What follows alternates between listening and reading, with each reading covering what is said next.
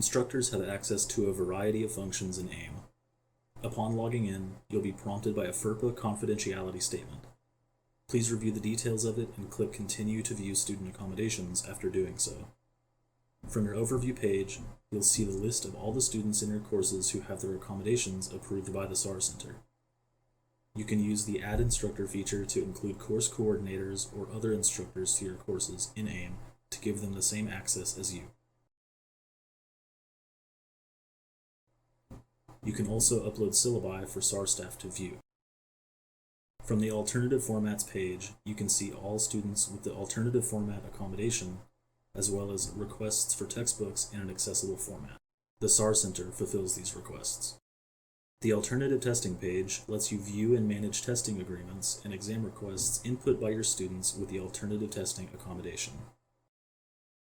If you have any questions, please email the SAR Center at sarcenter@uta.edu or call 817-272-3364.